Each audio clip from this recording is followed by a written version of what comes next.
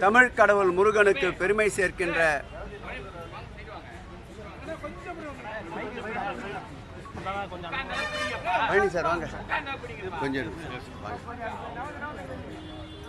தமிழ் கடவுள் முருகனுக்கு பெருமை சேர்க்கின்ற ஆட்சி ஒன்று உண்டென்றால் இந்து சமய அறளைத்துறை உருவாக்கப்பட்ட காலத்திலிருந்து திராவிட மாடல் ஆட்சியின் நாயகனாக இருக்கின்ற இன்றைய தமிழக முதல்வர் ஆட்சியில்தான் முத்தமிழ் முருகனுக்கு பெருமை சேர்க்கின்ற ஒரு ஆட்சியாக இந்த ஆட்சி திகழ்கிறது.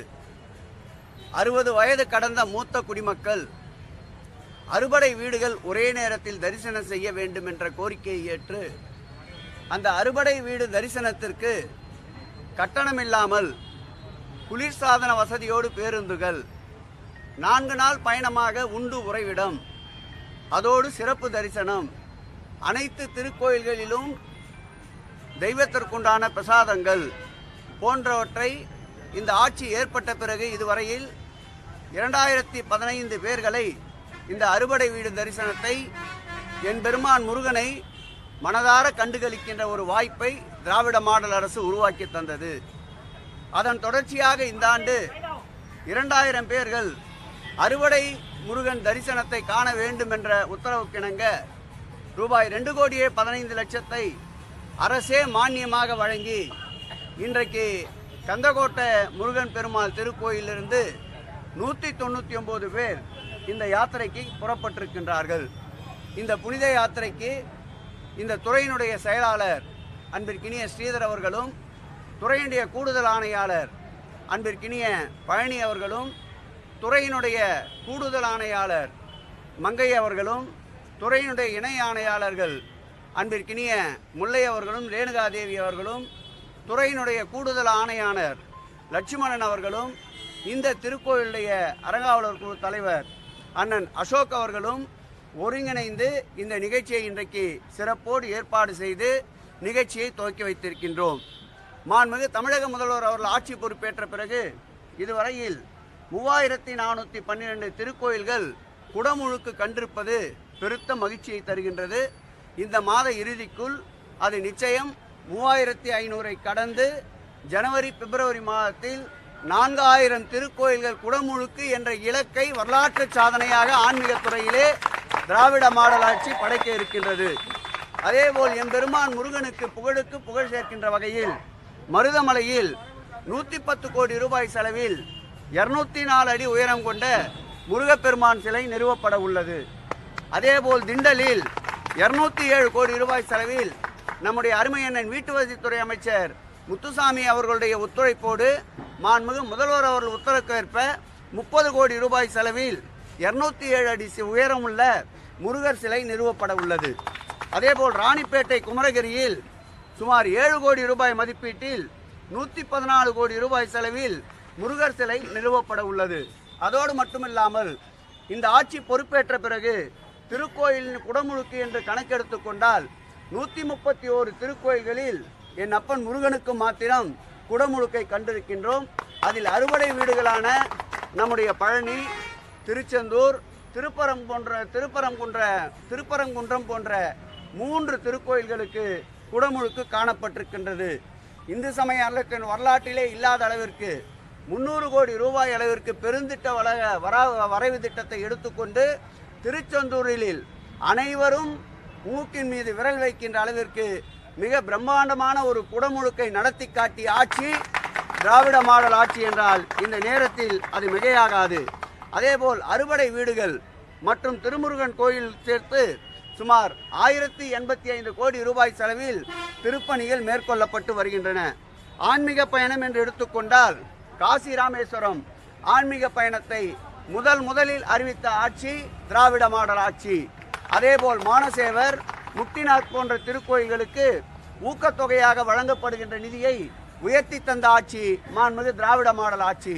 அதேபோல் புரட்டாசி மாதத்தில் பெருமாள் திருக்கோயில்களுக்கு புனித யாத்திரையாக கட்டணமில்லாமல் செல்கின்ற திட்டத்தை கொண்டு வந்த ஆட்சி திராவிட மாடல் ஆட்சி. அதேபோல் ஆடி மாதத்தில் அம்மன் சுற்றுலா கட்டணமில்லாமல் கொண்டு வந்த ஆட்சி திராவிட மாடல் ஆட்சி. அந்த வகையில் மாதந்தோறும் திருக்கோயில்களில் பௌர்ணமி திங்களில் மங்கையர்கள் பங்கேற்கின்ற திருவிளக்கு பூஜையை 19 திருக்கோயில்களில் நடத்தி காட்டியிருக்கின்ற ஆட்சி திராவிட மாடல் ஆட்சி. இப்படி எண்ணற்ற புதிய புதிய திட்டங்களை இந்த ஆட்சியில் மாண்புமிகு தமிழக முதல்வர் சிந்தையில் உதித்திட்ட இந்த திட்டங்களினால் இன்றைக்கு ஆன்மீகவாதிகள் போற்றுகின்ற ஒரு ஆட்சியாக இந்த ஆட்சி திகழ்வதால் தான் நாலாபுறமும் இருந்து ஈட்டி முனை தாக்குதல்கள் இந்த ஆட்சியின் மீது ஏற்படுத்தப்படுகின்றன. திட்டமிட்டு சங்கிகள் அறையிலே உட்கார்ந்து தீட்டப்படுகின்ற திட்டங்களுக்கேற்ப நீதிமன்ற நெடிய வாசல்களை திராவிட முன்னேற்ற கழகத்தின் திராவிட மாடல் ஆட்சி இந்து சமய அறநிலைத்துறை சென்று கொண்டிருக்கின்றது. எல்லாம் வல்ல இறைவன் எங்களுக்கு பக்கத்துணையாக இருப்பதால் அனைத்து வழக்குகளிலும் எங்களுடைய நடுநிலையான எங்களுடைய நியாயத்தை எடுத்து கூறி வெல்வோம், நிச்சயம் நீதி படைப்போம், வரலாறு படைப்போம் துறையிலே என்று கூறுகிறேன். மகிழ்ச்சியோடு இன்றைக்கு 199 பேர் அறுபடை வீடு பயணத்தை மேற்கொண்டிருப்பவர்கள் எல்லா வளமும் நலமும் பெற்று வாழ்வாங்கு வாழ இறைவனையும் இயற்கையையும் வேண்டுகிறேன்.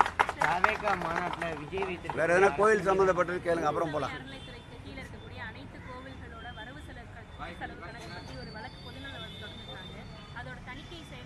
நிச்சயமாக தெளிவாக அன்றைக்கே நீதிமன்றத்தில் எடுத்துரைத்திருக்கின்றோம்.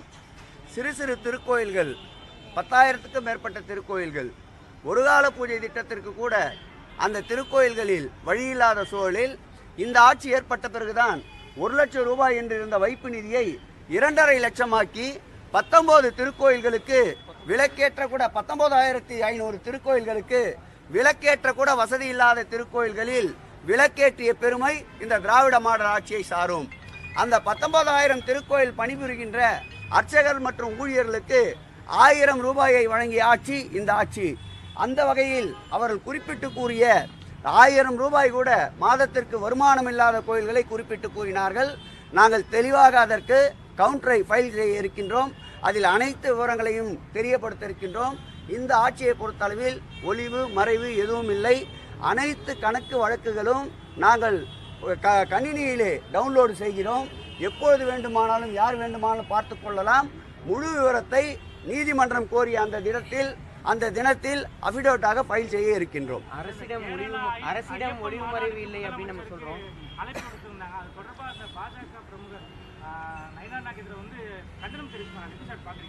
நயினார் நாகேந்திரன் அரண்டு மிரண்டு போயிருக்கின்றார். இது ஏற்கனவே இந்த ஆட்சியின் மீது ஆன்மீகத்துக்கு எதிரான ஆட்சி என்ற வலையை வீசலாம் என நினைத்தார்கள். அந்த வலையை அறுத்தெறிந்து இது ஆன்மீகவாதிகள் ஆட்சி என்று நிரூபித்த பெருமை திராவிட மாடல் ஆட்சியுடைய நாயகன் மாண்புமிகு முதல்வர் அவர்களை சாரும். தற்போது அவர்கள் விடுத்த அழைப்பை ஏற்று அதில் கலந்து கொண்டால் அவருடைய பிம்பம் முழுவதுமாக இடித்து தரைமட்டம் ஆக்கப்படும் என்பதால் பயத்திலே அவர் விடுகின்ற அறிக்கை எப்பொழுதும் போல் மாண்புமிகு முதல்வர் அவர்கள் ஏற்கனவே அவருடைய திட்டமிடல் பயணத்தில் மாறுதல் செய்ய முடியாத சூழல் இருப்பதை அன்றைய தினம் இந்து சமய அறநிலைத்துறையினுடைய கேரளா மாநிலத்துடைய அமைச்சர் வாசன் அவர்கள் சந்தித்த போது தெளிவாக எடுத்து கூறியிருக்கின்றார். நானும் நம்முடைய அமைச்சரவையில் இருக்கின்ற தியாகராஜன் அவர்களும் அந்த நிகழ்விலே பங்கேற்க இருக்கின்றோம். ஆகவே நயினார் நாகேந்திரனுடைய பயத்திற்கான முடிவு 2026ஆம் ஆண்டு சட்டமன்ற தேர்தலில் அவர் போட்டியிட இருக்கின்ற அந்த தொகுதியையே திராவிட முன்னேற்ற கழகம் கைப்பற்றும் என்பதை இந்த நேரத்தில் அழுத்தம் திருத்தமாக தெரிவித்துக் கொள்கிறேன். திருச்செந்தூர்ல ஒரு சில அர்ச்சகர்கள் தாமாகவே கட்டணத்தை பெற்றுக்கொண்டு உள்ளுக்குள்ளார கோயிலுக்குள்ளார அனுமதிப்பதால் தொடர்ச்சியாக குற்றச்சாட்டு முன்வைக்கப்படுது. அரசிடம் ஒளிமுறைவு இல்லைன்றீங்க, ஆனால் அர்ச்சகர்களிடம் ஒரு ஒளிமுறைவு இருக்கிறது. அர்ச்சகர்களிடம் ஒளிமுறைவை ஏற்படுத்த வேண்டும் என்பதற்காகத்தான் பல்வேறு வகையில் நடவடிக்கைகளை எடுத்துக்கொள்ளுகின்ற பொழுது நீதிமன்றத்திற்கு செல்கிறார்கள். நீதிமன்றத்திலும் அவ்வப்போது எங்களுடைய நியாயத்தை எடுத்து சொல்லி அதற்குண்டான தீர்ப்பனையும் பெறுகின்றோம். கூடிய விரைவில் அதை ஒரு ஒழுங்குமுறைப்படுத்தி எந்த விதமான கையூட்டும் இல்லாமல் தரிசனம் பெறுகின்ற ஒரு சூழலை நிச்சயம் துறை மேற்கொள்ளும், நடவடிக்கை எடுக்கும். திருச்சி ஸ்ரீரங்கநாதர் கோயிலை வந்து யுனெஸ்கோ அங்கீகாரம் வேணும் அப்படின்னு சொல்லிட்டு மத்திய அரசுகிட்ட பரிந்துரை கேட்டிருக்காங்க. அப்படி நடந்தால் இந்து சமய அறநிலையத்துறை கட்டுப்பாட்டில் வந்து அந்த கோயில் வந்துடும் அப்படின்னு ஒரு அச்சம் இருக்கு அப்படின்னு இல்லை, அதை நானும் ஊடகத்திலே பார்த்தேன். அவரிடமே நேரடியாக இது குறித்து விளக்கமளிக்க இருக்கின்றேன். துறையினுடைய கட்டுப்பாட்டிலே இருந்தால்தான் தமிழகத்துடைய தொன்மையை நாம் பாதுகாக்க முடியும். பல்வேறு திருக்கோயில்கள் அப்படி ஏஎஸ்ஐயிடம் இருக்கின்ற போது சிறிய அதனுடைய மரமாத்து பணிகள் என்றாலும் கூட அவர்களை அணுக வேண்டிய சூழ்நிலை இருக்கின்றது. அவர்களுக்கு போதுமான அளவு பணியாளர்களும் இங்கே இல்லாததால் அதில் உரிமம் பெறுவதற்கு பெரும் சிரமமாக இருக்கின்றது. இந்த சூழலை எல்லாம் துரை வைகோ அவர்களிடம் மாண்புமிகு முதல்வர்களுடைய அனுமதியை பெற்று விளக்கமாக எடுத்து கூறி அவருக்கு இருக்கின்ற நியாயத்தை கூட்டணி தர்மத்தோடு எடுத்து சொல்வோம். இவர் ஏதோ கேட்கணும் பிடிச்சிக்கினே போல தம்பி, அதானா நீ வேற எதுக்கோ போன.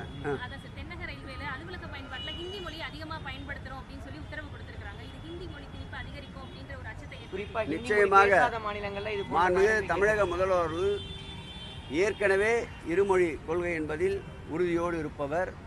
எந்த ரூபத்தில் இந்தி நுழைந்தாலும் எந்த தியாகத்திற்கும் தன்னை ஆட்படுத்தி கொண்டு அதை எதிர்ப்பதற்கு துணிவோடு களத்திலே நிற்கின்ற இரும்பு மனிதர் நம்முடைய முதல்வர் அவர்கள். யாரையும் எந்த மொழியையும் படிக்கக்கூடாது என்பதல்ல, யாரையும் எந்த மொழியையும் மக்களின் மீது வீம்பாக வம்பாக திணிக்கக்கூடாது என்பதுதான் எங்களுடைய கொள்கை. அந்த வகையிலே இந்தி எந்த வகையில் தமிழகத்தில் புகுந்தாலும் அதை தடுத்து நிறுத்துவதற்கு மாண்புமிகு முதல்வர்கள் தயங்க மாட்டார். அவரு தான் கேட்டார், அவரு கொடுத்துருங்க அந்த சான்ஸ். தமிழக வெற்றி கழக 2வது மாநாட்டில் தொடர்ச்சியாக அரசின் மீது பல்வேறு விமர்சனங்கள் வைக்கப்பட்டிருந்தது. விஜய் அவர்கள் வைத்திருந்தார், அதை எப்படி பார்க்குறீங்க? அவர் 2 மாநாடு முடித்திருக்கின்றார். இப்பொழுதே நரியின் சாயம் வெளுத்து போச்சு டும் டும் டும் டும், ராஜாவேசம் கலைஞ்சு போச்சு டும் டும் டும் என்பது போல் அனைத்து தரப்பினுடைய விமர்சனத்தையும் தாங்கி சென்று கொண்டிருக்கின்றார். இன்னும் 2-3 மாநாடுகள் நடத்தினாலே பெருங்காய டப்பா போல் காலி டப்பா ஆகிவிடுவார் என்பது என்னுடைய கருத்து. அவரோட உயரம் அவ்வளோதான். இன்றைக்கு கூட மாண்புமிகு முதலமைச்சர் அவருடைய புகழ்கொடி இமயத்தின் உச்சியின் மீது பறந்து கொண்டிருக்கின்றது. தாயுமானவரான எங்கள் முதல்வர் அவர்கள் இன்றைக்கு கூட பசியறியா சின்னஞ்சிறுசுகள், மழலைகள், மழலை செல்வங்களுக்கு காலை சிற்றுண்டி திட்டத்தை விரிவுபடுத்தி இருக்கின்றார். பஞ்சாப் மாநிலத்துடைய முதலமைச்சர் அவர்கள் இந்த திட்டத்தை உடனடியாக எங்களுடைய அமைச்சரவை கூட்டி இந்த திட்டத்தை கொண்டு வருவேன் என்று சொல்லுகின்றார். இன்றைக்கு திராவிட மாடல் அரசு ஒன்றியத்திற்கு மட்டுமல்ல உலகத்திற்கே அவருடைய திட்டங்களுக்கு வழிகாட்டுதலாக இருக்கின்றது. சிறுபிள்ளைத்தனமாக இப்படிப்பட்ட பேச்சுக்களுக்கெல்லாம் பதில் சொல்லிக்கொண்டு எங்கள் நேரத்தை வீணடிக்க விரும்பவில்லை. 2026 களத்தை நோக்கி சென்று கொண்டிருக்கிறோம். வரட்டும், இப்படி சிறுபிள்ளைத்தனமாக பேசுகின்றவர் களத்திலே சந்திப்போம்.